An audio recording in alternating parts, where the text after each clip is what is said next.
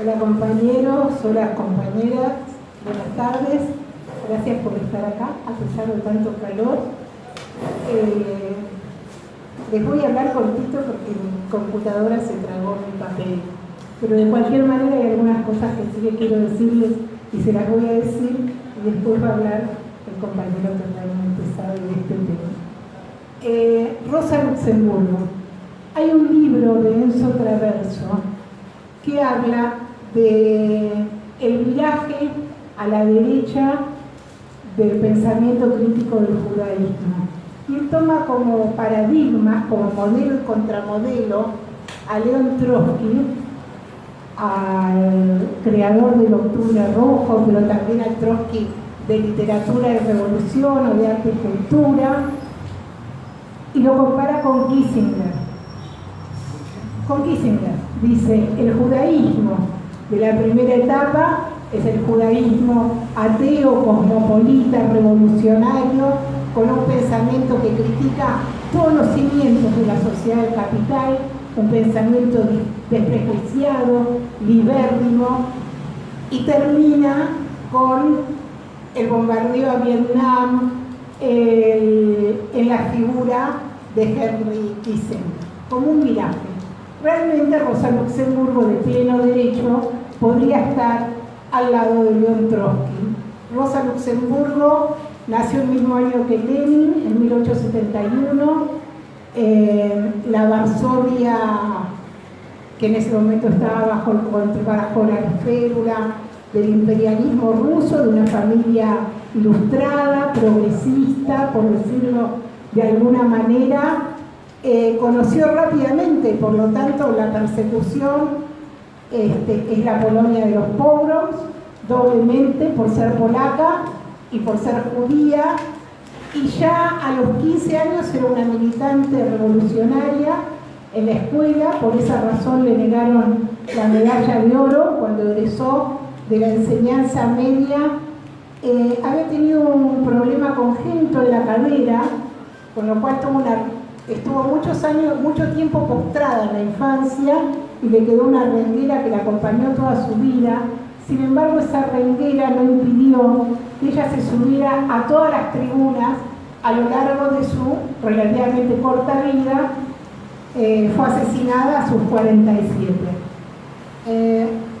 Ya para los 18 está exiliada en Zúrich, estudiaba ahí, y Luxemburgo estudiaba filosofía, economía, política, matemáticas.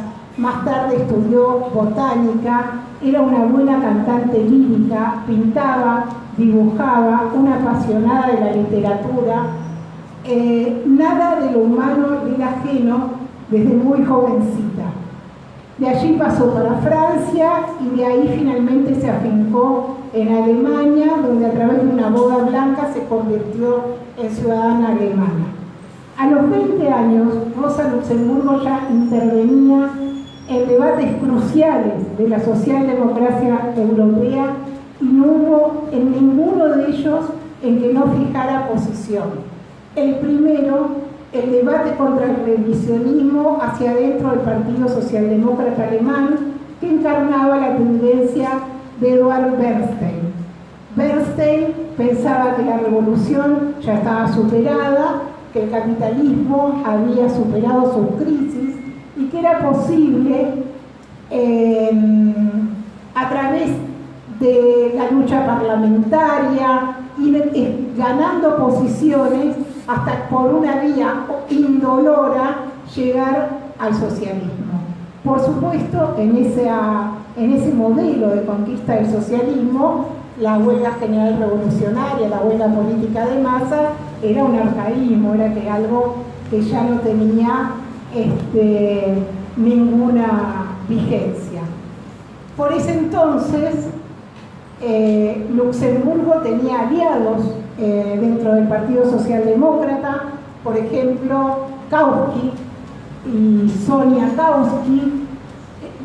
Desde su llegada a Alemania ya va a ser amiga directa y principalísima de Clara Zetkin, de la organizadora del movimiento de mujeres en Alemania y del movimiento de mujeres de la socialdemocracia europea en general, y aunque Luxemburgo nunca se va a involucrar directamente en la organización del movimiento de mujeres socialdemócrata, porque dice, y lo considera y lo dice en algún lugar, que es una estratagema de la dirección del partido para correrla de las cuestiones centrales del debate, ella va a ser un sostén y un apoyo permanente de Zetkin en toda su lucha por la organización de las mujeres trabajadoras, y han dejado algunos textos, como La mujer proletaria,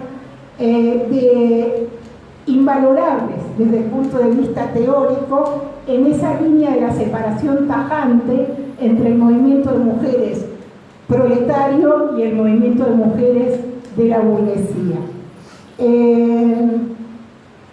Ustedes disculpen el machete, pero lo he perdido todo. El segundo gran debate tiene que ver con la revolución de 1905 en Rusia. Zetkin, Luxemburgo, no solo participa en todos los mitines, actos y demás en apoyo a la revolución de los rusos, sino que también logra entrar clandestinamente a Polonia, llega a Varsovia y ocupa un lugar en las filas de esa revolución. Va a caer presa en Varsovia, del mismo modo que su compañero Leo Jogises, y desde ahí tenemos como dos conceptos importantes de los que ella no se va a apartar nunca más. Primero es la centralidad de la clase obrera en la revolución socialista, en la revolución rusa, aunque Rusia sea un país atrasado, aunque Rusia sea un país donde las tareas democrático-burguesas no se hayan cumplido. Y la segunda cuestión es la valoración, ella escribe un folleto, un texto sobre esto, de la huelga política de masas y el papel, como les decía, de la clase obrera en las calles.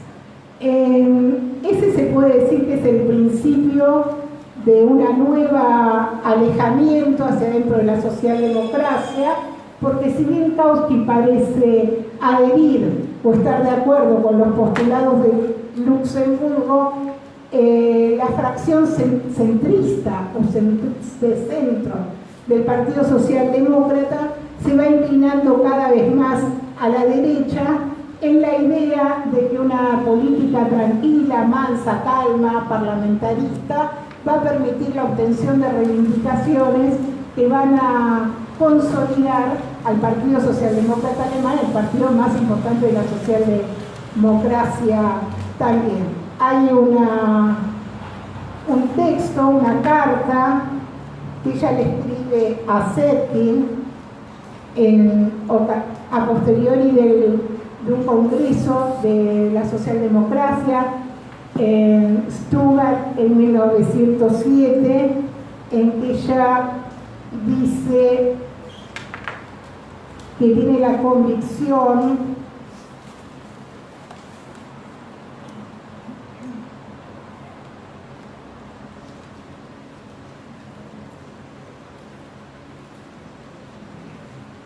que los dirigentes del partido se aferrarán con todas sus fuerzas a las posibilidades parlamentarias y tratarán como un enemigo del pueblo a quien se atreva a ir más allá. En realidad, lo que está en discusión ya en el Congreso de Stuttgart es la posición de los socialistas en relación a la guerra. Zetkin con Lenin y con Martov van a ser los redactores de una declaración en donde dejan claro que la tarea de los trabajadores y de las organizaciones obreras es oponerse a la guerra, pero que en el caso de que la guerra estalle, voy a tratar de no poner en boca, dice, en caso de que a pesar de todo estalle la guerra, ellos tienen el deber de intervenir para llevarla rápidamente a su fin y aprovechar la crisis política y económica producida por la guerra para la agitación política en todas las clases populares y para precipitar la caída de la dominación capitalista. Esta declaración, que es la que se supone que se discute en el Congreso, después va a ser reescrita con Weber para no tener problemas legales con el gobierno alemán. Eso es lo que explica su posición. Hay otra anécdota por esa época, es una cena en casa de los Kautsky, en donde Zetkin y ella se pierden y quedan cerca de un lugar donde está haciendo maniobras el ejército.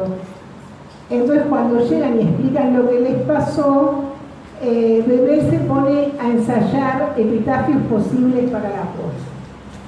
Hasta que Rosa, molesta, le dice que alcanza con un solo epitafio y que alcanza con uno que diga: descansan aquí los últimos dos hombres de la socialdemocracia alemana.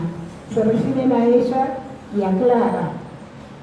Bueno, también alrededor de 1910 hay en Alemania movilizaciones enormes que tienen que ver con la conquista del sufragio universal. El sufragio no es universal ni siquiera para los hombres. Tiene que ver con la propiedad, tiene que ver con el nivel educativo, hay muchas gradaciones y una parte del movimiento sufragista reclama el sufragio censitario, respetando estas divisiones. Bueno, Zetkin y Luxemburgo van a ser taxativas en cuanto a la necesidad de luchar por el salario universal para hombres y mujeres, y ahí hay un texto precioso de ella donde establece un distingo en las razones que llevan a las mujeres del movimiento sufragista a la lucha por el sufragio universal y las razones que empujan a las obreras, a las trabajadoras socialistas a la lucha por el sufragio universal. En primer lugar, Luxemburgo va a decir los 4,5 millones de votos que ha sacado el Partido Socialdemócrata Alemán, sin el voto de las mujeres que no votan, de cualquier manera está en deuda con toda la militancia y el activismo de las mujeres para conseguirlo. Pero además, señala ella, las mujeres de la burguesía necesitan el sufragio universal simplemente para tener mejores condiciones para competir con los hombres de su clase. Las obreras, en cambio,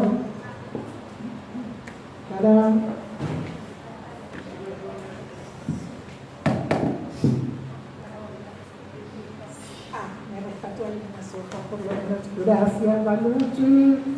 Es que les puedo contar que perdí todo mi trabajo de muchas horas y por suerte Valentina logró recuperar, aunque sea la primera parte del trabajo. Gracias, Jorge. Ella dice así: el objetivo, dos cosas muy importantes para mí. El objetivo es el voto femenino, pero el movimiento de masas para conseguirlo no es tarea de las mujeres solamente, sino una responsabilidad común de la clase, de las mujeres y de los hombres del proletariado. Yo creo que nosotros estamos en condiciones de cambiar voto femenino por femicidio, por violencia contra las mujeres, por derecho al aborto y por cualquier reivindicación de las que últimamente se llaman reivindicaciones de género. Y entonces uno puede volver a leer y decir el objetivo de la reivindicación que sea, pero el movimiento de masas para conseguirlo no es tarea de las mujeres solamente, sino una responsabilidad común de clase de las mujeres y de los hombres del proletariado. Y ella dice, el voto femenino aterra al Estado capitalista porque detrás de él hay millones de trabajadoras.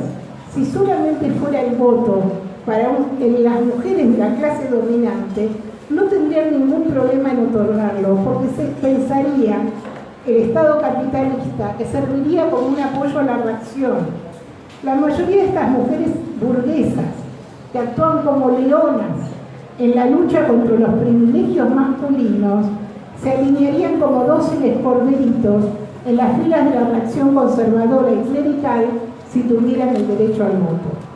Esto, que tiene más de un siglo, es algo en lo que vale la pena detenerse y sobre lo que vale la pena reflexionar, porque muchas veces parece que tenemos consignas comunes con los sectores. Bueno, un ejemplo fue la discusión sobre el aborto legal y la votación en el Senado, la votación en el Congreso, donde parecía que todas aplaudíamos lo mismo. Y sin embargo, está claro que no todas aplaudimos lo mismo, y está claro el divergente camino entre unos aplausos, sino apenas nos separamos de la reivindicación puntual del aborto legal. Clara Zetkin Luxemburgo va a participar de todas las conferencias de mujeres socialistas, va a participar de la decisión que a propuesta de las trabajadoras norteamericanas, de la decisión de que exista un Día Internacional de la Mujer Trabajadora, y en todo el mundo, donde esté presente la totalidad de los reclamos de las mujeres. No hay una sola letra que diga que eso es solo de las mujeres, ni mucho menos. Y hoy estamos a las puertas de un nuevo 8 de marzo, donde se discute nuevamente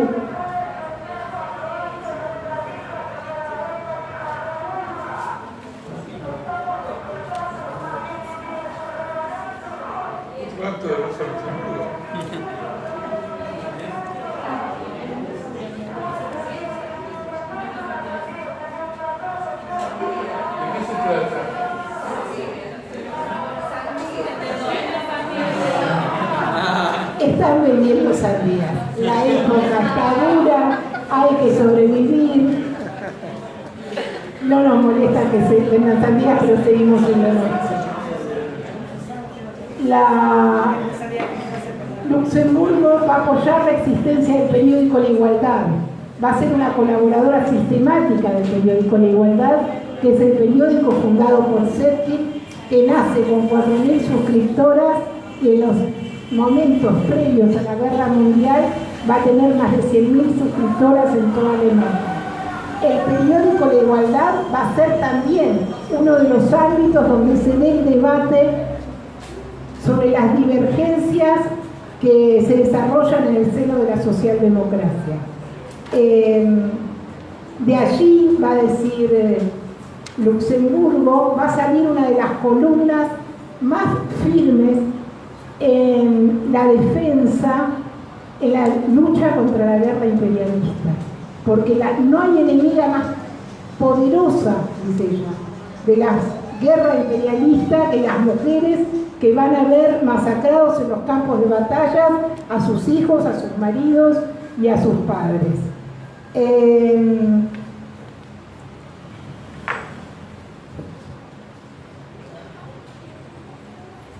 Luchando por el voto de la mujer, dice ella, aceleramos al mismo tiempo la hora en que la actual sociedad se desmorona en pedazos bajo el martillo del proletariado revolucionario. Pues bien, la historia es conocida, la socialdemocracia alemana y las socialdemocracias europeas en general cerraron filas con las burguesías nacionales.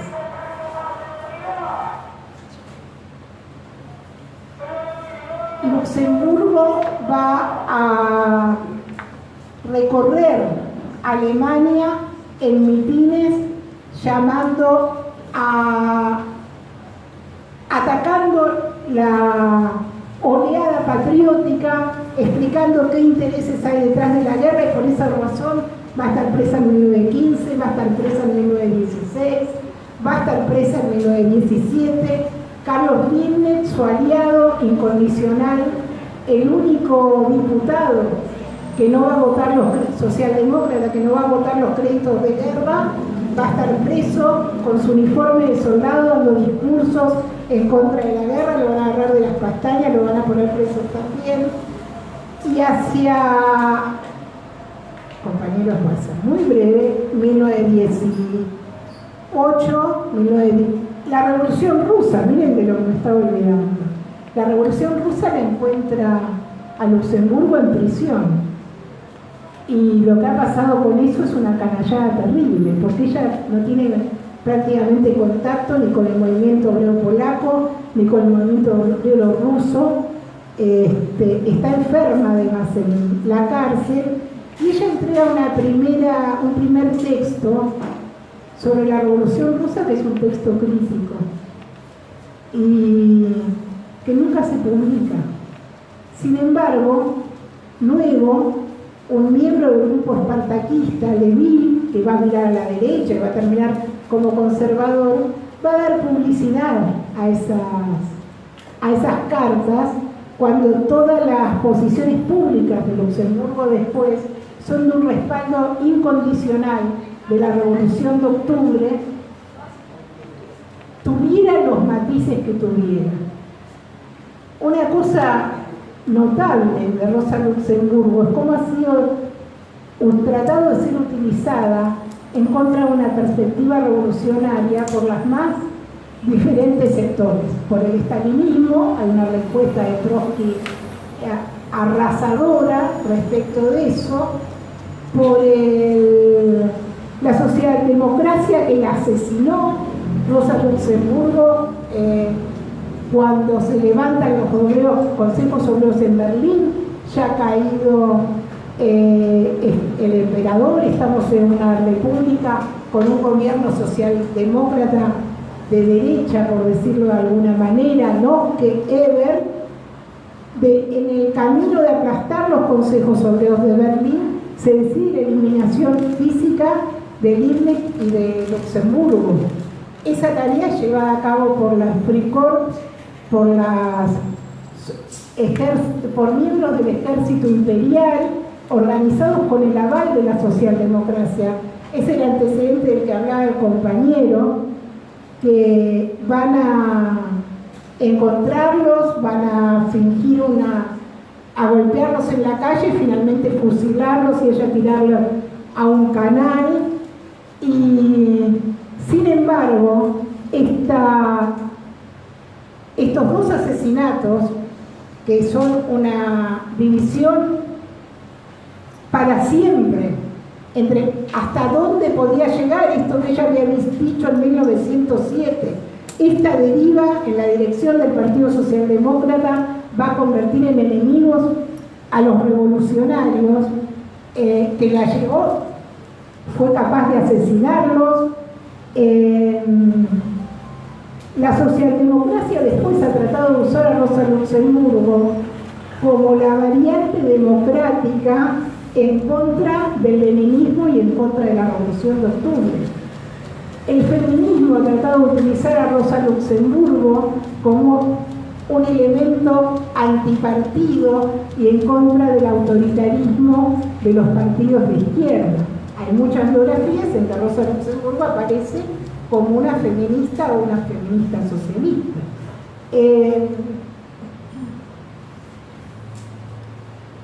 ¿Cuál es la vigencia de Luxemburgo hoy? Para mí es diversa.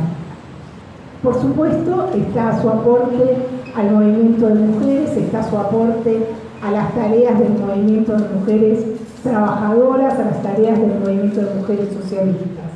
Pero también un aspecto que a mí me gusta mucho pensar es la idea de la legitimidad de los debates y de las divergencias hacia dentro de una organización. Luxemburgo, desde sus 20 años, cuando empieza a discutir con Bernstein y después con Kautsky y a veces con Lenin, nunca deja de ser una revolucionaria. Y todos sus debates respecto de la Revolución de Octubre, de la nueva política económica, de la política sobre el agro y demás, parten de un profundo reconocimiento a la dirección y a la generación del partido bolchevique, lo nombra, dice Lenin, Trotsky, nombre y apellido, que han tenido, ellos han osado, ellos son el único partido que se ha atrevido a tener una política socialista y por eso están en el poder. Ese aspecto de la democracia obrera, del derecho a la discusión, del derecho al disenso, de que eso no nos convierte en enemigos y que las discusiones merecen ser frontales, francas y en términos de lealtad entre compañeros, es otra lección maravillosa para mí de Rosa Luxemburgo. Y la tercera cuestión podría entenderse como menos política. Cuando yo digo que nada de lo humano es ajeno para Rosa Luxemburgo, hay un modelo de ser humano que me cautiva. Hay un modelo de ser humano que entiende. Ella está en la prisión, en las prisiones alemanas, congeladas, sombrías, y en sus cartas a sus amigas o a Leo menciona cosas como que hay una mariposa aleteando, como que nació un pichón y que eso le ha cambiado el ánimo y que siente que puede seguir. Esa maravilla de la ternura soldada a una convicción política me parece algo hermoso y para compartir. Como ven, lo mío no fue muy bueno hoy, lamento, perdí mis papeles, le cedo la palabra al que verdad sabe. Muchas gracias.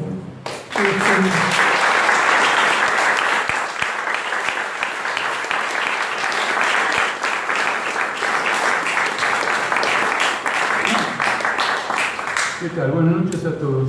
¿Es necesario el micrófono? Porque, sí, es necesario porque sentado acá, por momentos no entendía bien. Pero veía que todos ustedes sí. Yo a lo mejor por la proximidad me entendía bien algunas palabras. Miren, en primer lugar, quiero hacer justicia con Rosa Luxemburgo. Porque creo que incluso muchos de los asistentes a esta charla de generaciones anteriores, tampoco ellos la tienen bien ubicada, Rosa Luxemburgo. No hablemos de los más jóvenes. Rosa Luxemburgo en la historia del movimiento revolucionario está a la altura de Lenin y debe ser considerada como las fundadoras del movimiento revolucionario internacional. En la década posterior a la Revolución de Octubre y el asesinato de Rosa Luxemburgo, se hablaba de las 3 L. Trotsky habla de las 3 L. Lenin, Luxemburgo, Liebknecht. Ese era el Estado Mayor de la Revolución. No es una figura aislada que uno puede reivindicar entre lo positivo y lo negativo, y que en algunas cosas se excedió y en otras cosas no aportó, digamos, todo lo necesario. Es la mayor constructora del movimiento revolucionario. Yo le voy a enseñar cosas simplemente. Cuando el 4 de agosto de 1914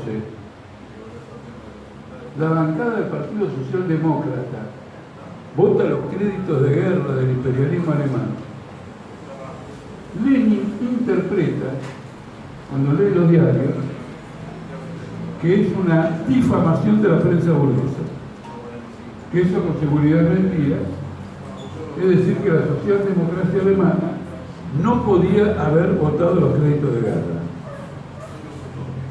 Rosa Luxemburgo ya sabía lo que era la socialdemocracia alemana casi 20 años antes. Ella combatía a la dirección de la socialdemocracia alemana virtualmente como un adversario político irreconciliable. Ella rompe con Kautsky, rompe con la derecha, ataca a Bernstein. La que mejor advirtió dónde estaba el huevo de la serpiente en el movimiento obrero internacional fue Rosa Luxemburgo. Luego Trotsky, luego Lenin. Pero no Trotsky delante de Rosa Luxemburgo. Porque uno ve el texto de Trotsky que él sospecha que esta gente, con seguridad, en el momento decisivo, no va a responder a nada. No va a responder a las aspiraciones de nadie. Lenin, como ustedes ven, creen que el telegrama de noticias es falso. En cambio, Rosa Luxemburgo no. Rosa Luxemburgo lo venía atacando hace mucho tiempo. Ella se destaca en este punto como el personaje revolucionario que revela la sífilis que representa el reformismo y la burocracia política y sindical en el seno del movimiento obrero. Antes que nada. Antes que nada. De ahí que cuando se dice que ella era una democratizante, tenemos una manipulación. Porque como se oponía a la regimentación, a la burocracia, a la manipulación, se la presenta como democrática, como liberal. Pero es una manipulación. Ella nunca dejó de ser socialista revolucionaria. Ella advirtió antes que nadie el nuevo método político de lucha que emergía en la clase obrera internacional, la huelga política de masas, que León Trotsky va a teorizar cuando explica en distintas ocasiones que llamamos huelga política de masas a la huelga general, que por constituir una huelga de la clase como tal y no de cada rama por sus intereses particulares, se enfrenta al poder del Estado como clase contra clase y por lo tanto en términos políticos. Cuando el Partido Obrero, en el periodo del Cordobazo, empieza a hablar con más frecuencia, lo había hecho antes también, previo al Cordobazo, de la huelga política de masas, se inspira por completo en Rosa Luxemburgo. Entonces ustedes acá con Rosa Luxemburgo tienen un personaje que es una síntesis poderosa de cómo se fue construyendo la clase obrera revolucionaria del mundo. Amputar a Rosa Luxemburgo de esta historia es amputar la historia y privar al movimiento obrero internacional del conocimiento de su árbol genealógico.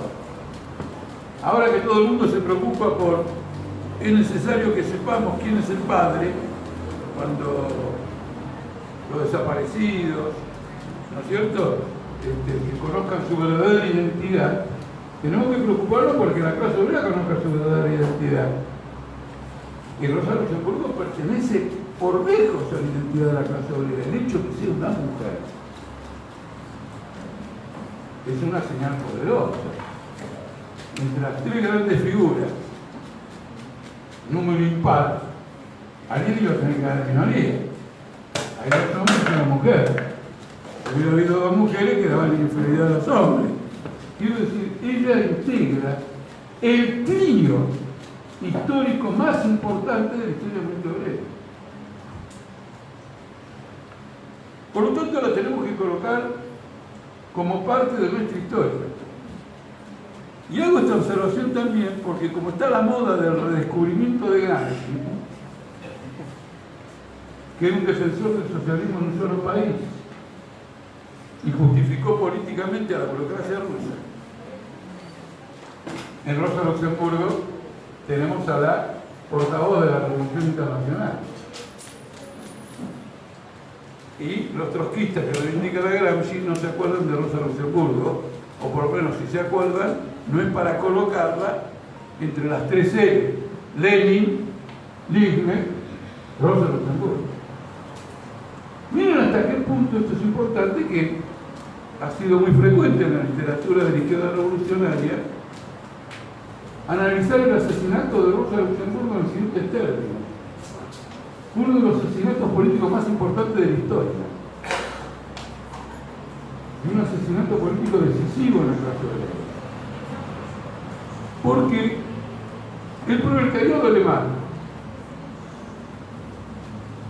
va a vivir una experiencia trágica con posterioridad al asesinato de ella, que se va a rematar cuando los estalinistas asumen el control del Partido Comunista Alemán. Y con su política de provocación en el movimiento obrero, los estalinistas y el Partido Comunista Alemán propician la victoria de Hitler sobre el proletariado alemán. Entonces muchos se han preguntado, y hoy cuando era el centenario preguntaban, Si Rosa Luxemburgo hubiera estado viva en 1930, en 1928, en 1927, hubiera sido stalinista. No fue reformista. Bajo la vieja burocracia civilizada de la socialdemocracia alemana, no iba a ser stalinista frente a esta capa burocrática contrarrevolucionaria. Por eso el stalinismo no hablaba de Rosa Luxemburgo. Por eso Trotsky sale a defenderla con las 3 Se ha hecho de las polémicas y de las divergencias que han habido entre Rosa Luxemburgo y Lenin una suerte de escándalo político cuya única finalidad era separarla del trípode de la Revolución Mundial. Porque finalmente las disputas más brutales Lenin no las tuvo con Rosa Luxemburgo, sino con Trotsky. Porque Trotsky era partidario de la unión con los mencheviques y Lenin era un implacable enemigo de la unión con los mencheviques en determinado momento político y además de conciliar con los mencheviques. Trotsky tenía una posición ambigua, históricamente hablando, él era claro, pero su posición histórica era ambigua. No en el caso de Rosa Luxemburgo, tuvieron muchas divergencias, pero no tan agudas como las que hubo con Trotsky, que además Trotsky militaba en la socialdemocracia rusa y por lo tanto, digamos, tenía este choque, no, porque Rosa Luxemburgo, a través de su presencia en el partido polaco, en la socialdemocracia alemana, etc. Lenin y Rosa Luxemburgo firman la resolución del Congreso del Internacional Socialista de Stuttgart contra la guerra. Los dos, Lenin y Rosa Luxemburgo. La piedra basal del internacionalismo proletario en la guerra. Un texto maravilloso, maravilloso, por lo abstracto. Es tan abstracto que revela que sus autores tienen una conciencia fabulosa de lo que están escribiendo. Yo hago una reivindicación de la abstracto. Otras resoluciones, y lo voy a ilustrar, otras resoluciones que decían, si se declara la guerra, vamos a la huelga general. Si se declara la guerra, hacemos esto. Leí Trotsky y dijeron, ¿cómo sabés que cuando se declare la guerra vas a poder hacer una huelga general? Cuando se declara la guerra, ¿estás en retroceso o en ascenso? ¿Estás más fuerte que antes o menos fuerte? ¿La masa está dispuesta y una huelga general no está dispuesta? ¿Cómo sabes? Ahora estamos queriendo una resolución. Detrás de la frase altisonante, vamos a la huelga general, se escondieron muchos que cuando estalló la guerra votaron los créditos de guerra. Porque claro, al estallar la guerra, todo el mundo sacó la bandera argentina y empezó a gritar Argentina, Argentina. En Alemania sacaron la bandera alemana, Alemania por encima de todos y Dios por encima de todo. Como dice Bolsonaro, es decir, lo saca de los nazis alemanes. Entonces había un sentimiento nacionalista. Lo que dice esa declaración es que el deber de la socialdemocracia internacional en caso de una guerra es unir al proletariado de todos los países y tomar las medidas necesarias para precipitar el derrumbe de los gobiernos capitalistas y el fin de la guerra. Es decir, que se comprometen con una orientación estratégica. Después las modalidades se discuten. Y los que se comprometieron, los que escribieron esto, cumplieron al pie de la letra. Liebknecht, después de nunca tuvo una vacilación real. Liebknecht no vota contra la guerra en la primera votación, porque en la reunión de la fracción socialdemócrata del Parlamento, él pierde no sé cuánto a uno. Y entonces, digamos, como que acata la disciplina. No es que él es partidario de votar. Cuando se vota un mes después, 2 meses después, él se caga en la disciplina y dice voto en contra de los créditos de guerra, inmediatamente lo mandan al frente. Es decir, Rosa Luxemburgo es muy importante, murió muy joven.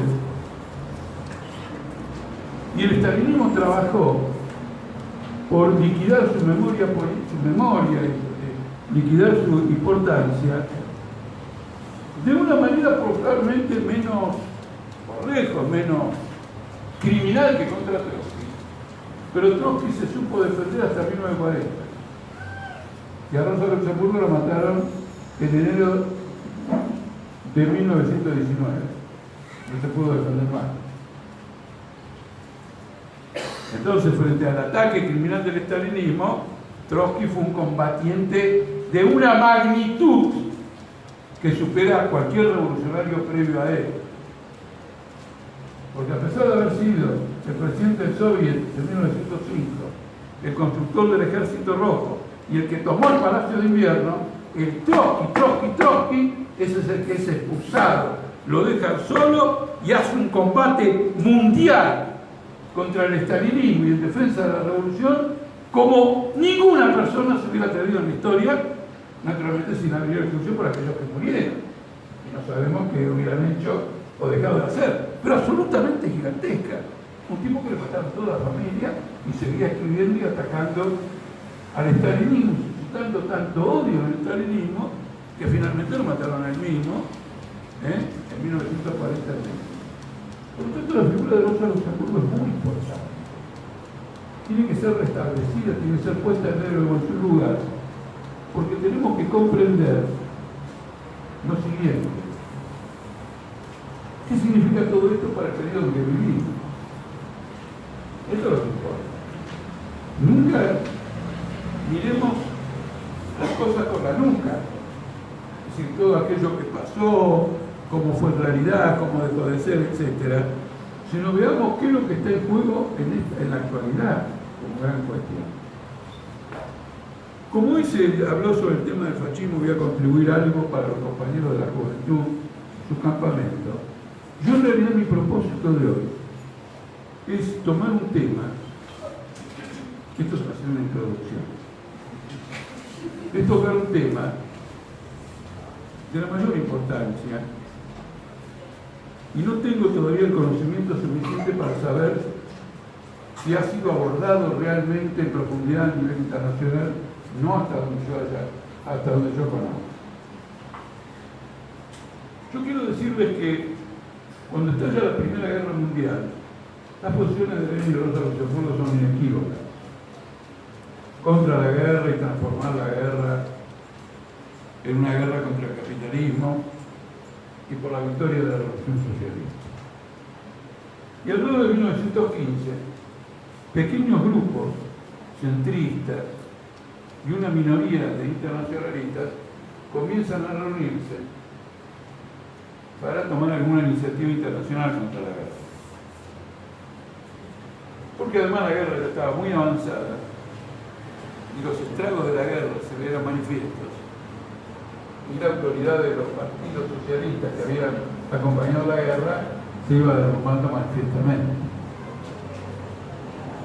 En ese movimiento llamado de Zimmerwald, que va a ser uno de los pilones, y a través de otros pilones más, van a culminar en marzo del año 19, 2 meses después del asesinato de Rosa Luxemburgo, con la fundación de la Tercera Internacional, estaban, claro, Lenin, Trotsky, Rosa Luxemburgo.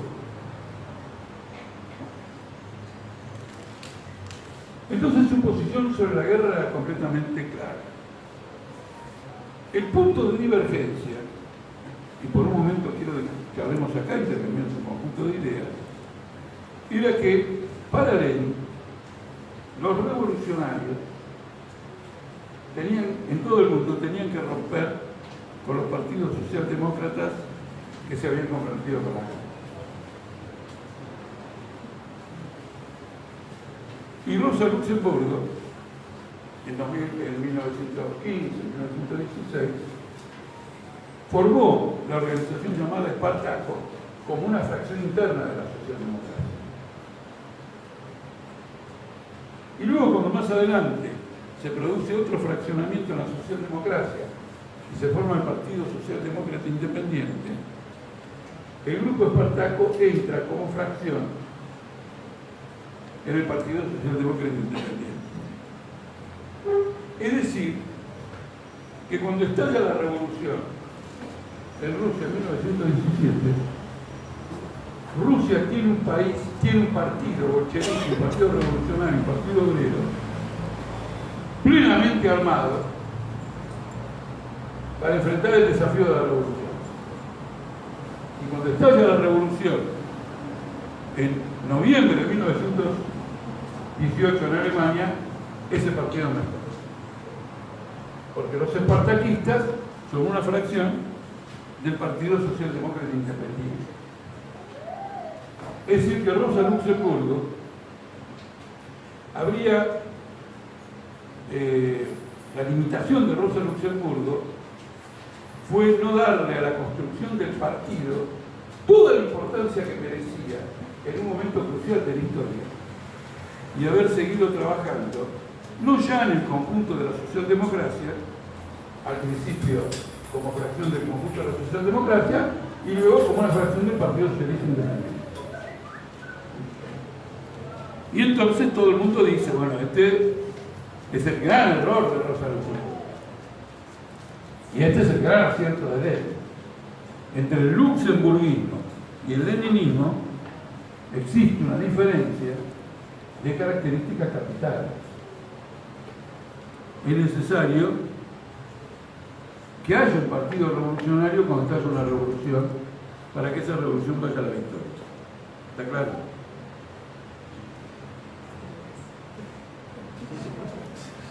Y eso compartimos todos en el partido de hoy. Pero un análisis más cuidadoso, con la ventaja del diario de lunes, es decir, con la ventaja de la historia posterior, introduce toda una serie de interrogantes. Cuando Rosa Luxemburgo finalmente funda el partido y el grupo Espartaco se va del socialismo independiente y forma el Partido Comunista de Alemania y hace su primer congreso, en ese primer congreso Rosa Luxemburgo pierde la votación y triunfa una posición nefasta para la revolución alemana. Es decir, que no solo hay que construir un partido, hay que construir un buen partido.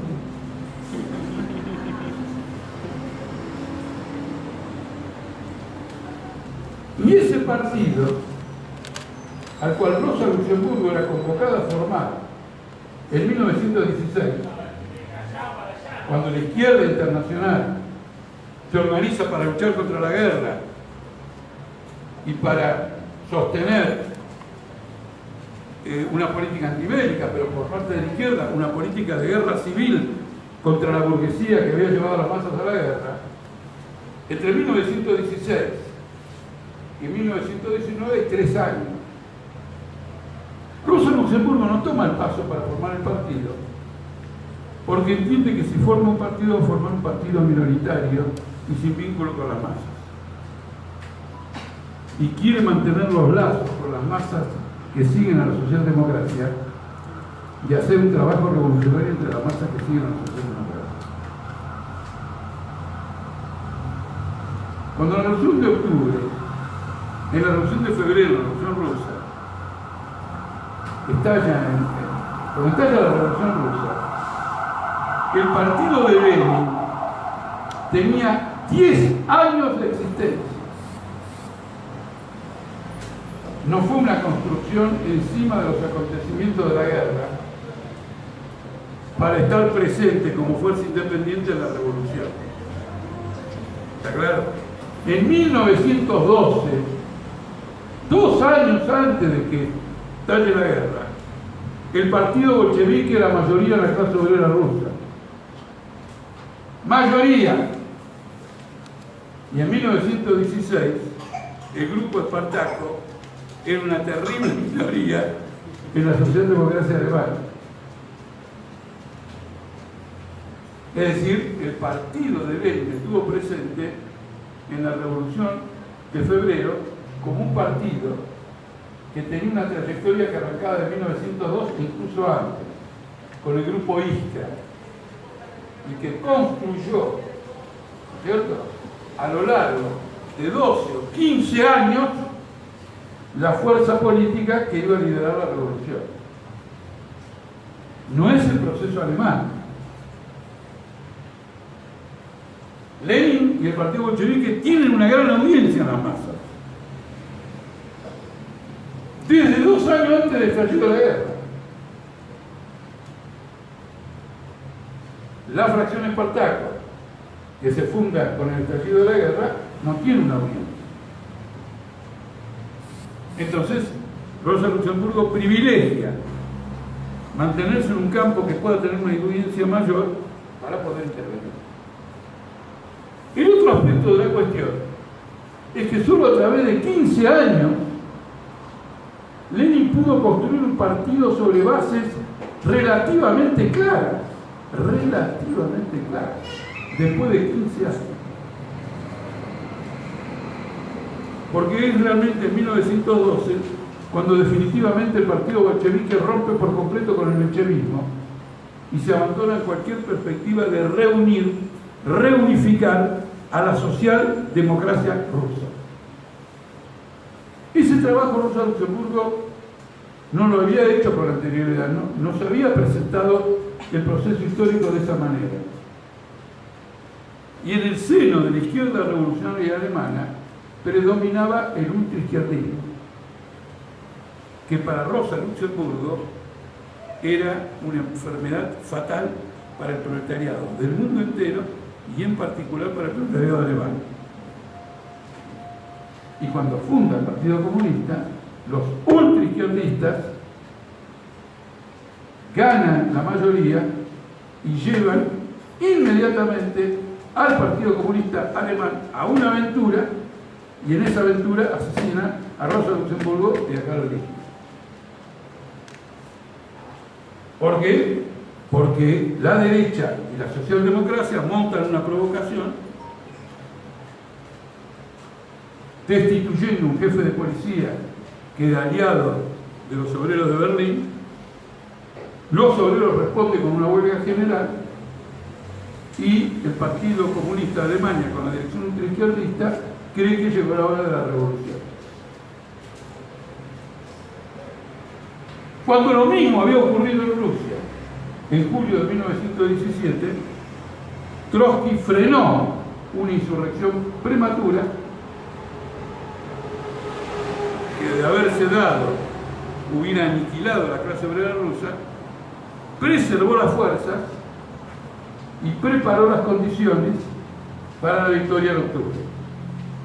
Y la situación era relativamente similar, porque los revolucionarios tenían una gran fuerza en Berlín, pero estaban completamente aislados del resto de Alemania, y el partido bolchevique tenía una gran fuerza entre los obreros de San Petersburgo en julio del año 17, pero todavía estaba lejos de tener una mayoría en el proletariado, y no hablemos de la alianza con los campesinos. Es decir, que las prevenciones y las caracterizaciones políticas de Rosa Luxemburgo para actuar de una u otra manera estaban fundadas en una caracterización de la clase obrera de Alemania y de sus relaciones con el Estado, con la socialdemocracia y con la burocracia de los sindicatos. ¿Cuál fue la polémica en el primer congreso del Partido Comunista Alemán? Que ella pierde. El gobierno alemán, conducido por los socialistas, había convocado una asamblea constituyente. No solo la había convocado, se había apurado a convocar. Porque había aprendido de la Revolución Rusa que la demora en convocar una asamblea constituyente refuerza el poder de los soviets y termina, por ejemplo, con la victoria, de la Revolución de Octubre. Entonces ya aquí, frente al desarrollo de los soviets en Alemania, lanzan la Asamblea Constituyente para crear una autoridad política contraria a los soviets. Rosa Luxemburgo dice, tenemos que ir a la Constituyente a dar la pelea, a hacer un trabajo de propaganda, y los demás dicen, no, hay que boicotear y hacer la insurrección. En Rusia, donde no se había convocado una asamblea constituyente, pero se habían convocado instancias democráticas más primitivas, una conferencia democrática, un preparlamento. En unas ocasiones Lenin y el partido bolchevique fueron y dieron una batalla política y en otras circunstancias lo boicotearon. Es decir, supieron adaptarse a las condiciones políticas de las masas para ver sobre la conveniencia de ir o no ir, como el Partido Obrero, que va a todas las elecciones nacionales desde 1983 y no se le ocurre en ningún momento decir abajo el parlamentarismo argentino, viva la revolución proletaria, porque no han madurado esas condiciones, sino que va al Parlamento a pregonar la revolución proletaria. Entonces vienen los diputados, yo lo conozco porque lo he vivido, de los demás partidos y dicen, ¿ustedes qué hacen acá? Si ustedes quieren destruir esto. Bueno, por eso estamos acá. Es decir, el tema dialéctico de valerse de una institución creada en cierto modo por las masas en el curso de la historia argentina y que todavía tiene algún ascendiente, por lo menos más que el que tenemos nosotros, para explotar ese ascendiente, para ganar a las masas a nosotros. Esa era la posición de Rosa Luxemburgo y en gran parte la posición de Lechner. En un partido que era la fusión de varias corrientes y donde la corriente de Rosa Luxemburgo era mayoritaria, en el Congreso Rosa Luxemburgo pierde. Es decir, sus propios militantes del grupo Espartaco votan con la ultraizquierda el boicot a la constituyente y la actuación en este terreno, la actuación ultraizquierdista en el curso de esta huelga general. Es tan importante el rol de Rosa Luxemburgo que no se puede entender la historia del Partido Comunista Alemán posterior sino a la luz de esta crisis. Porque el Partido Comunista Alemán, después de Rosa Luxemburgo, como consecuencia de esta administración, va a desaprovechar oportunidades muy lindas y va a provocar puchismo izquierdista sucesivamente en la historia de Alemania y con la consecuencia de sucesivas derrotas del proletariado alemán. Y finalmente la posición ultraizquierdista de Stalin, aplicada al Partido Comunista Alemán, el llamado tercer período de la Tercera Internacional, va a favorecer el ascenso del fascismo. Con esto, compañeros, yo quiero introducir toda la riqueza del proceso de la construcción de un partido, porque a Lenin le llevó 15 años construir el partido, a nosotros ya nos lleva 50. Y en el mes de febrero, cuando había que tomar una posición clara frente al gobierno, la mayoría de la dirección del partido bolchevique estaba en contra de Lenin. Y Lenin dijo, mire, si no acepta mi tesis, rompo con este partido. Y voy a formar otro partido. Es decir, que el tipo, después de 15 años de construir un partido, si ese partido no estaba, que él construyó, a la altura de la revolución, él dijo, como los obreros de base del partido estaban a la izquierda de la situación, igual que Lenin, él gana penosamente la conferencia y se aprueba su tesis. Pero en las tesis figuraban dos nociones más. Él ganó la tesis de todo el poder a los soviets, pero las otras dos las perdió. Una, que nos empecemos a llamar Partido Comunista y no Partido Socialdemócrata bolchevique, porque hay que romper con la socialdemocracia. Los demás no, conservamos y otro no. Segundo, hay que fundar una nueva internacional. Perdió. Es decir, que los que votaban a hacer la revolución votaban en contra de hacer una internacional que iba a ser necesaria si triunfaba la revolución. ¿Está claro o no? Con lo cual era un voto medio excitante a favor de la revolución. Es decir que también la construcción del partido es un proceso vivo. No es que uno después de 15 años construyó el partido. El partido es una construcción política permanente que recoge la experiencia de la lucha, la experiencia de las masas, los progresos y los retrocesos, y los traduce en iniciativas políticas e iniciativas programáticas cada vez más ricas, si es que tiene esa capacidad. Lo que debe traducirlo en esa es una construcción permanente, porque es un organismo vivo, no es un punto fijo del planeta en torno al cual se mueve el resto de la humanidad. Él se mueve con la propia humanidad e interactúa con esa humanidad. Entonces, es un organismo vivo. Por eso Lenin es capaz, en febrero o en abril del año 17, de pasar de lo que era una suerte de revolución por etapas a la revolución permanente. Prácticamente adopta la tesis estratégica de Trotsky en el momento culminante de la historia del Partido Bolchevique. Un giro, un cambio, que tiene que ver, como dice él, las cosas se han presentado como nosotros lo habíamos previsto, pero de un modo diferente. Piensen esto, como nosotros lo habíamos previsto, pero de un modo diferente. Miren la riqueza que hay, digamos, en ese desarrollo. Entonces Rosa Luxemburgo tiene que ser juzgada a favor de esto. Tiene que ser juzgada a la luz de todo esto. Porque cuando la Tercera Internacional, una vez que cesa el empuje revolucionario de los años 18, 19 y 20, se encuentra en una posición de retirada y se da cuenta que trató de hacer más de lo que se podía. Está bien. Tensó la relación y se dio cuenta que tenía que replantear su modo de acción. Elaboró las tesis del Frente Único Proletario, formuladas por primera vez por el examante y actual secretario general del Partido Comunista Alemán, Paul Lenin, el sucesor de Rosa Luxemburgo.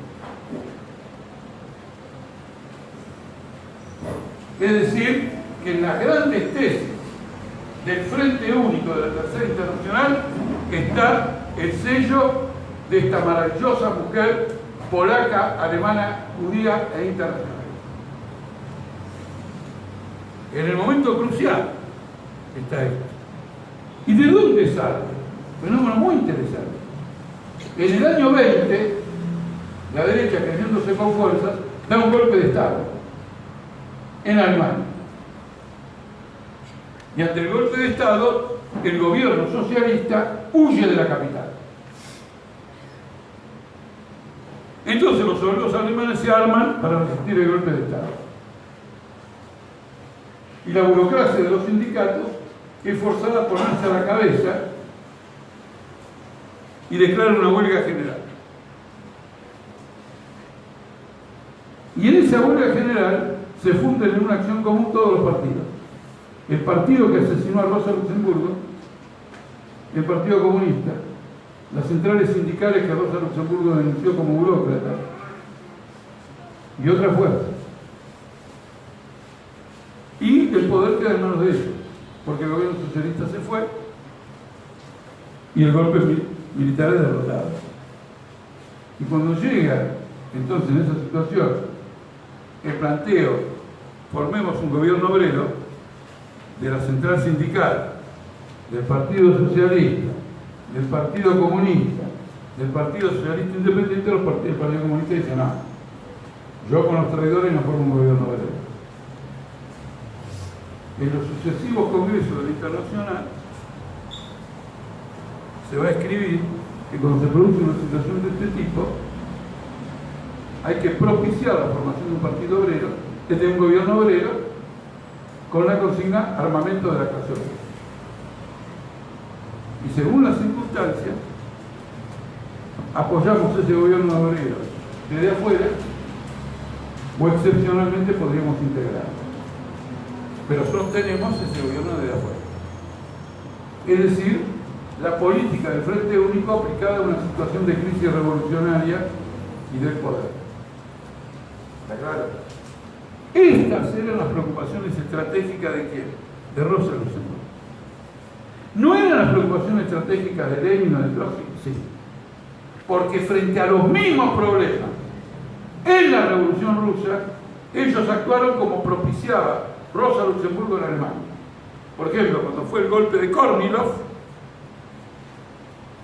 el partido bolchevique salió con las unidades armadas en defensa del gobierno de Kerensky contra el golpe, se creó una suerte de vacío, y en ese vacío los bolcheviques inmediatamente ganan la mayoría de los soviets y preparan la insurrección de octubre.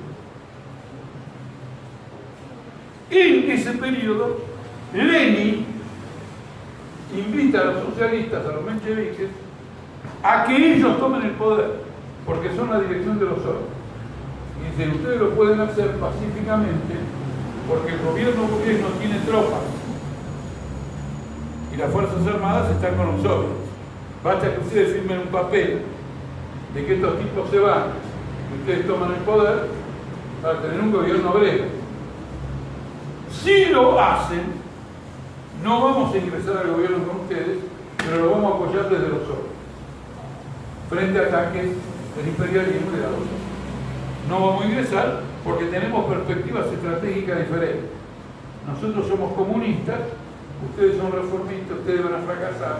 No podemos formar gobierno con ustedes. Pero si forman gobierno, renunciamos a derrocarlos. Y nos proponemos reemplazarlos ganando la mayoría de los soviets. Quiero llamar la atención para esto, porque la tragedia de Alemania es la tragedia del Partido Comunista Alemán. Entonces hay que estudiar a Rosa Luxemburgo a la luz de esta tragedia. Ella fue un personaje que no tuvo nada que ver. No, ella tomó posición frente a todos estos problemas.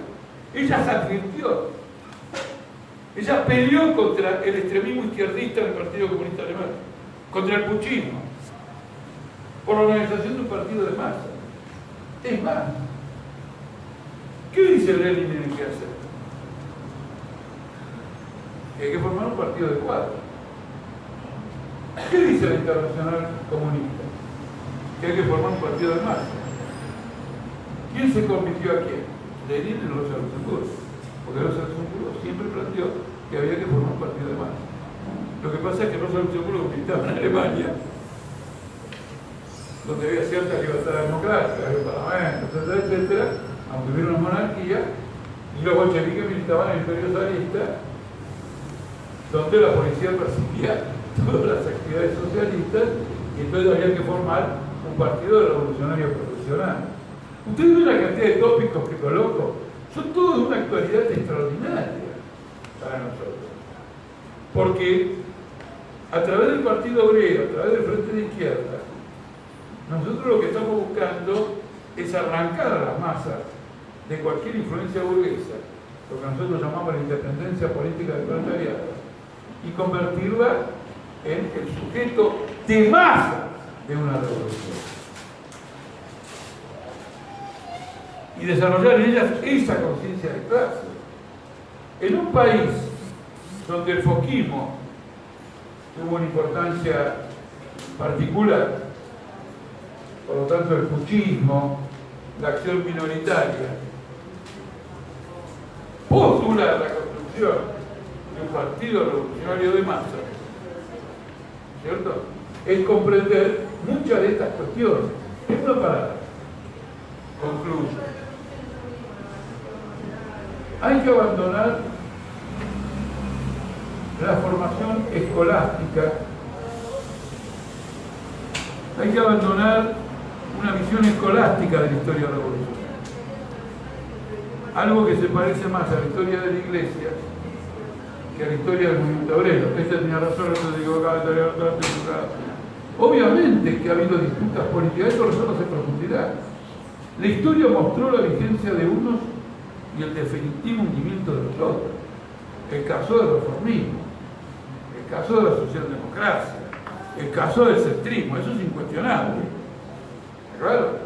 Pero las polémicas en el campo de la izquierda, en el campo revolucionario, en el campo de la tercera y cuarta internacional, en la medida que eran fundamentales, tienen que ser entendidas fuertemente.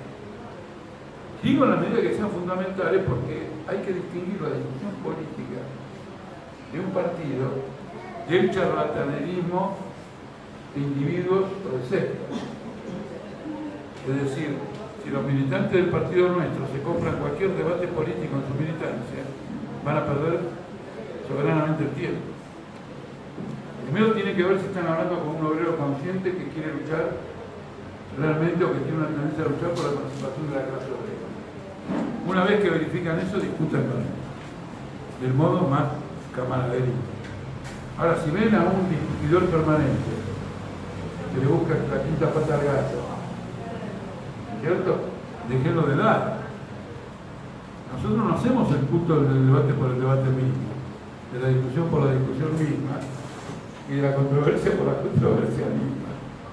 El partido es un partido de acción, discute para actuar, no discute como un modo de vida en tertulia. Esto me parece importante. He tomado mucho tiempo, pero la contribución que quiero hacer a los compañeros, bueno, al margen de si esto puede ser entendido como una contribución, lo que ellos pidieron sobre el fascismo, tiene que ver con esto. Alemania es un campo de experimentación fundamental. Está claro que la orden de matar a Rosa Luxemburgo a Irne partió del gobierno y de su ministro del Interior. Es decir, que el reformismo frente a la revolución era contra la revolución. Frente a la revolución, no frente a cualquier cosa. Frente a la revolución era contra la revolución. Segundo, que tiene una gran conciencia de la importancia de los líderes políticos revolucionarios. Algunos no los asesinan, a otros sí, porque son las cabezas del proletariado. Las cabezas del proletariado alemán eran Rosa Luxemburgo y Karl Liebknecht. Fueron asesinados.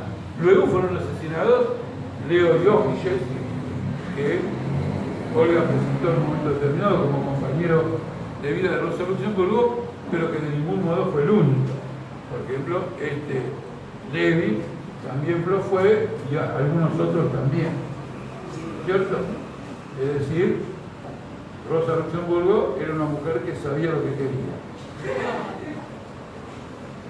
No, porque ahora hay una tendencia a que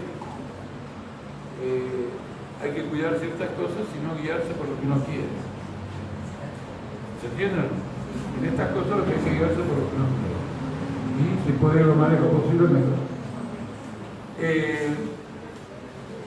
Entonces lo asesinan. Pero los que ejecutan el asesinato son los llamados cuerpos libres, que son las milicias de la derecha heredadas del ejército alemán. Esto no va a desaparecer nunca en el curso de la historia alemana. Pero la socialdemocracia matando a Rosa Luxemburgo con el concurso de los Freie Corps no es el fascismo.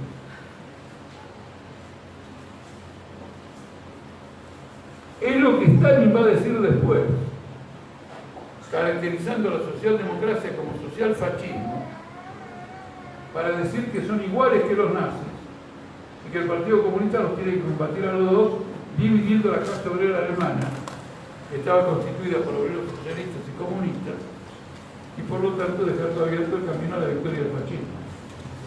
Los stalinistas decían, primero ajustamos cuentas con los socialfascistas y una vez que liquidemos a los socialfascistas en el movimiento obrero, ahí vamos a derrotar a los nazis.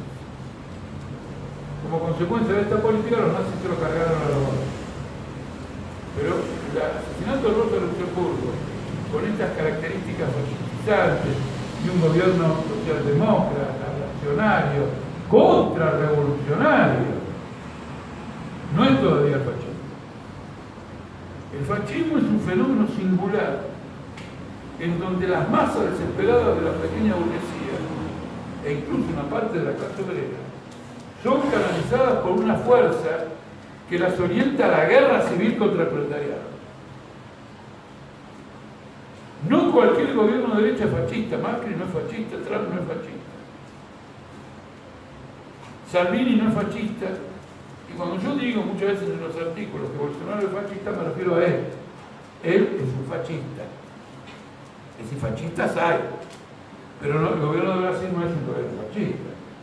Podrá ser autoritario, bonapartista, represivo, está claro que sí.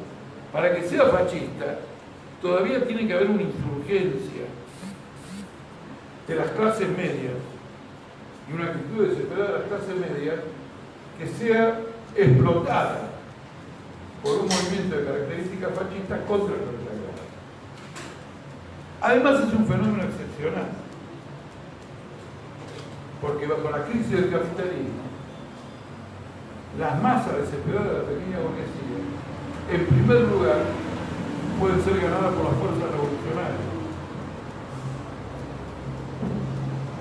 Y esto ocurre en todo el mundo. Puede ser que se me escape algún ejemplo histórico, pero antes de caer en manos del fascismo, las masas obreras y la clase media siempre confiaron en un gobierno de izquierda. En la socialdemocracia alemana, que los cagó, en Lula, que los cagó, en Rousseff, que los cagó. Es decir, que los que precipitan a las masas pequeñas burguesas a la desesperación son las organizaciones conciliadoras pseudo-izquierdistas. Porque una cosa es estar desesperado por la crisis económica, y yo no diría que esa es la palabra adecuada, desesperado. La desesperación es cuando el hundimiento económico no es compensado por una alternativa política. El hundimiento económico canalizado por una alternativa política es un pistón revolucionario. El partido es un pistón revolucionario y lo otro es una fuerza motriz revolucionaria. Esa es mi colaboración con el tema del fascismo, en alusión a si es fascista un gobierno que asesinó a Rosa Luxemburgo. Evidentemente la socialdemocracia alemana está más capacitada para una labor contrarrevolucionaria que la rusa, que nunca había tenido un gran desarrollo. Los mencheviques, los socialistas revolucionarios, etc. Pero además, la socialdemocracia alemana aprendió de la Revolución de Octubre. ¿Qué aprendió? Siempre dijimos que Lenin era un pelotudo. Siempre dijimos que era un sectario, no le pasen pelota, habla de pelo. Estábamos equivocados. Era un líder revolucionario. Entonces, en lugar del escarnio, del infundio, hay que cortarle la cabeza. Entonces acá, Rosa Luxemburgo, Lismen, nuestros compañeros de partido durante 40 años, o 30, porque murió a los 47, o lo que fuere, 30 o 25 años, hay que liquidarlo. ¿Se entiende? Es decir, la reacción aprende de su derrota. Los trabajadores también tenemos que aprender de nuestra propia derrota. El tema de Rosa Luxemburgo es muy importante. Naturalmente que cuando uno dice, bueno, pero con todas las cosas que hay que hacer vamos a estar abriendo sarcófagos, iremos para adelante. Pero cada vez que hay que mirar para adelante, yo recomiendo, yo tomo para mí, que es importante reflexionar. Y la reflexión es siempre sobre la experiencia de uno y de los compañeros de uno. Pero tampoco uno ha vivido todas las experiencias, ¿no es cierto? Y las experiencias de nuestro partido, y también las experiencias de otros partidos. ¿Cómo le fue en este caso? Hay que acompañar la realidad, hay que ver cómo van todo el conjunto de cosas. Antes de hacer un pronóstico, una previsión, adelantar un plan, digamos, de acción para el futuro. Entonces, esta es la importancia de Rosa Luxemburgo. Naturalmente que como hemos vivido un periodo de reflujo internacional, con la victoria de la globalización, la disolución de la URSS, la derrota de las revoluciones polaca, húngara, etc. No solo Rosa Luxemburgo es popularizada, Lenin tampoco. Tuvo que venir el centenario de la Revolución Rusa para que hubiera una especie de, ¿cómo se dice?, de despertar. Jubileo leninista. Claro, jubileo leninista, qué pasó y todo lo demás.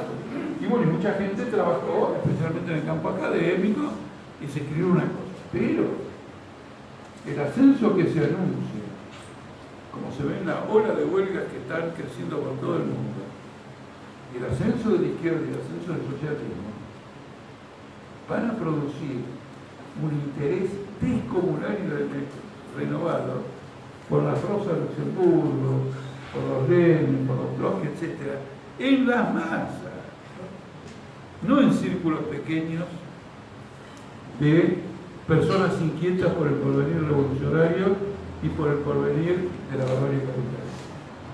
Bueno, compañeros, les agradezco mucho, ha sido un día caluroso, ustedes presidieron esto.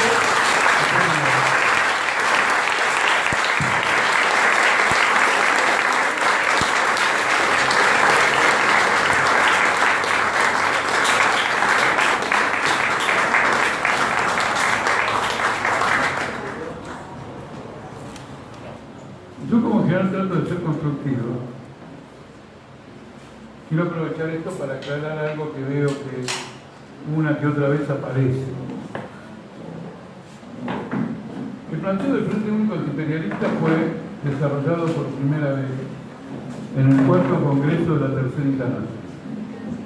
Como ahora se cumple un aniversario centenario de la fundación de la Tercera Internacional, seguramente que se van a discutir muchas cosas, a lo mejor se discute todo. La teoría del Frente Único Antiimperialista, es decir, la unidad de la clase obrera con los movimientos nacionalistas revolucionarios en los países atrasados, fue luego malversada, ni siquiera luego, pero fue malversada por el estalinismo que lo convirtió en la teoría del Frente Popular. El acuerdo político de la clase obrera con la burguesía nacional. Nada más alejado de la teoría del Frente Único Antiimperialista. ¿Está claro? Cuando en las organizaciones trotskistas el tema del Frente Único Antiimperialista reaparece, es para hacer la siguiente indicación. Compañeros trotskistas, el hecho de que el estalinismo haya desnaturalizado el Frente Antiimperialista y convertido en Frente Popular no significa que tenemos que abandonar el Frente Antiimperialista y en los países oprimidos hablar únicamente del Frente Proletario. ¿De acuerdo? Esta es la idea. Ahora en concreto.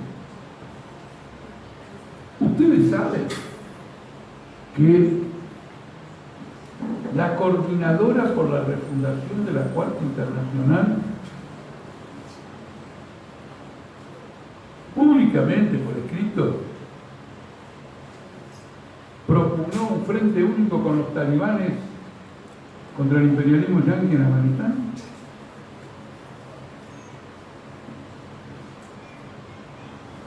¿Con quién vas a hacer el frente único en Afganistán? ¿Con el proletariado de dónde? Además, los talibanes son islámicos. La Tercera Internacional, a partir del Congreso de Bakú, empezó a desarrollar una influencia enorme en los países musulmanes. Es decir, hay un amplio campo para esto. Hay una guerra civil tremenda en el Medio Oriente. En países como Egipto, donde el proletariado es importante, Túnez también. Pero hay otros países que el proletariado no tiene esa importancia. Por ejemplo, un frente único proletario en Palestina. Habría que hacer un frente antiimperialista, un frente antisionista, un frente por... Es decir, es un planteamiento que tiene una importancia menor. Lo que queríamos corregir en aquella época es que tiraban todo por el inodoro. Es decir, había el Frente Único Proletario contra el Frente Popular, que en los países imperialistas estaba perfectamente bien, era una respuesta sectaria al Frente Popular aplicado a los países semicoloniales, etc. Ahora nosotros tenemos un desafío.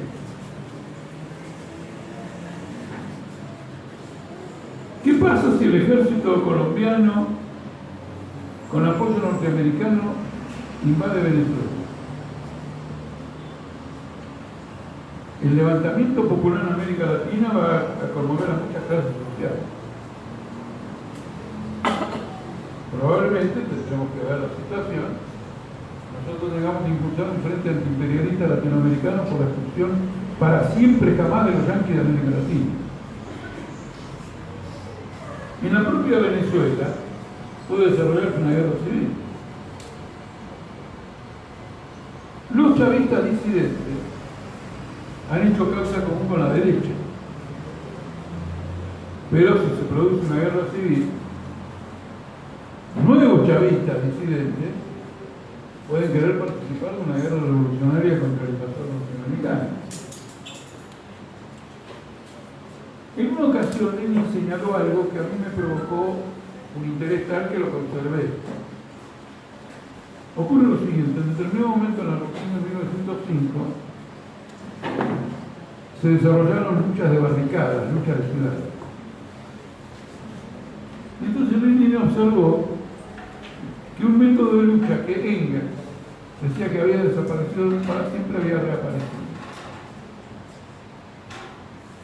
Porque Engels había dicho que la lucha de barricadas había quedado en el olvido, había quedado superada con la construcción de los grandes bulevares en París. Antes eran callejuelas, entonces la represión tenía que andar por callejuelas y vos la enfrentabas con barricadas. Pero con los grandes bulevares, a la mierda con la barricada. Y le dice, miren, esto que nosotros queríamos que estaba muy feo, reaparece en la revolución de 1905. No solo eso, el 3 de mayo de 1968 reaparece en el barrio latino de París y se inicia la huelga general de 1968. Lo mismo ocurre con la frente antiimperialista. Si yo tuviera que resumir la charla que acabo de dar y esta respuesta, yo diría que mensaje les lanzo. Compañeras y compañeros, la cabeza siempre abierta. Solo hay que aceptar por consagrado aquello que haya pasado por la criba de la crítica y del debate y haya sido examinado de arriba abajo, de los costados y todo lo demás. Todo está bien. Y hay que salir como de la peste de la fórmula. Tal fórmula, vamos acá, vamos allá. Y explicarla por eso. ¿Dónde estamos? ¿Qué queremos? ¿Cuáles son nuestros procedimientos? Eso hay que hacerlo permanentemente. El frente antiimperialista emerge en esas circunstancias, luego con las pseudo-democratizaciones en América Latina. Aparece como relegado, si el imperialismo se disfraza con gobierno democrático en América Latina de un modo general, pero por ejemplo sigue siendo válido en todo ese periodo para Haití. E incluso para Puerto Rico.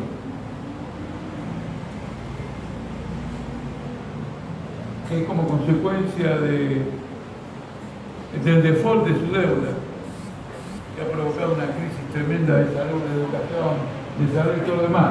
Y el huracán, el nombre de una mujer, Matilde, no sé cómo se llama. Este huracán que arrasó con Puerto Rico. Bueno, no veo dónde está la ventaja de ser un Estado asociado de Estados Unidos. Aquí nosotros tenemos que meter la cuchara, porque ser una parte de Estados Unidos parece un privilegio. Y de golpe queda claro que no. Entonces ahí tenemos que meter el hilo nosotros, porque si no, ¿a dónde va a ir, digamos, el proceso político en Puerto Rico? Discúlpame la primera parte de lo que dije, en el sentido de que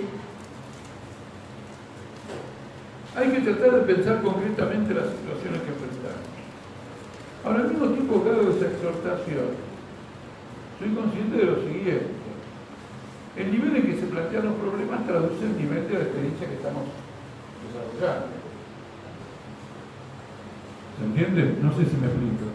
Cuando más rica la experiencia militante, los debates políticos también cambian de... ¿Sí? No. No, se hacen más ricos, concretos, complejos. Y se discute menos con características generales. Es decir, que podríamos decir que así como hoy el termómetro te marca la temperatura que trae el viento norte a Buenos Aires, el nivel de las características de la discusión, no el nivel porque eso es muy peyorativo, incluso pedante, las características de la discusión son un termómetro de las preocupaciones por las que atraviesa un partido y de la experiencia que se va desarrollando. Entonces, este tipo de cuestiones sobre frentes imperialistas, yo ahora lo digo a Venezuela. Ahora, ¿se puede dar en Venezuela? No sé, porque todavía vamos a ver cuál es el desenlace de esta situación, que es de extrema gravedad. Porque hoy Venezuela está completamente bloqueada, como en los peores momentos de la Revolución Cubana. Entonces eso va a producir un estallido, porque a diferencia de la Revolución Cubana, no hay un liderazgo popular. En cambio, en los años 59, invasión y lo demás, la dirección castrista salía a la calle, repartía armas a todo el mundo y se enfrentaba. ¿Entienden? Esto no es lo que está ocurriendo ahora. No es una dirección de la misma naturaleza. Entonces, ese tema adquiere, digamos, ese tipo de importancia. Disculpen, espero no... mejor pregunta. No hay... ¿no? Miren que afuera hace más calor que acá.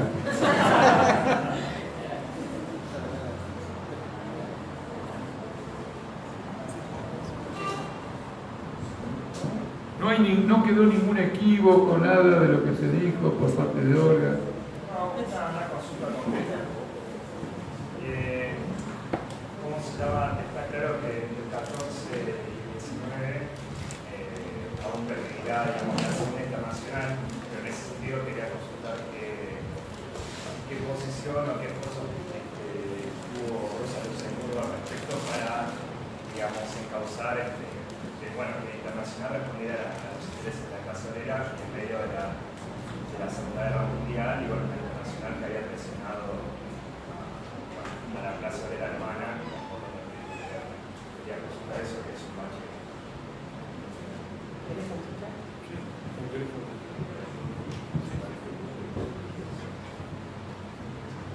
Hola.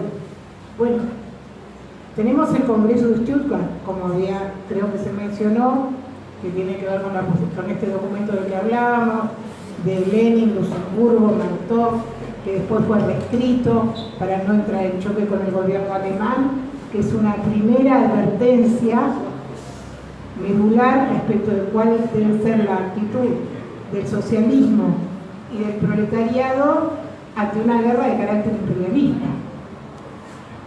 Pero desde ahí en adelante, Rosa Luxemburgo va a estar presa en el año 16, en el 17, en el 15, justamente porque ella es una agitadora y una militante de esta orientación, no solamente en el fervor patriótico del inicio de la guerra, sino esto va a llegar hasta cuando cae y tenemos al gobierno socialdemócrata. Más participación que esa no me imagino que alguien pueda tener en su contexto. Yo sí, ahora que agarré el micrófono, igual no me quiero ir sin contarles una anécdota que tiene que ver no con Luxemburgo sino con Zetkin. Zetkin vivió muchos años más que Luxemburgo, murió en el año 33 y gran parte del periodo stalinista ella permaneció en silencio a tal punto que hay un texto de Trotsky que dice que en el Congreso de Pecús estaba Mengano, Sultano, Merengano, y hasta una mujer que una vez fue Clara Zetkin. Sin embargo, en el año 33, Clara Zetkin fue elegida por el Partido Comunista Alemán diputada e inauguró las sesiones del Reichstag porque era la mayor, la más anciana de los diputados, le tocaba por lo tanto abrir las sesiones a ella. Es el último discurso que va a dar Zetkin, que muere 3 meses después. Y en ese discurso ella cuestiona toda la línea de la Tercera Internacional, cuestiona el estalinismo y llama al Frente Único Proletario contra el fascismo. En una reivindicación que a mí me parece extraordinaria, el discurso está en YouTube, está traducido, así que los invito a entrar y escucharlo. Es una viejísima, que está hablando en contra de la línea de sus compañeros y en contra del bloque del partido nazi que ya hay adentro del Reichstag. Solamente quería reivindicar la Zetkin, disculpe. Eso no es más.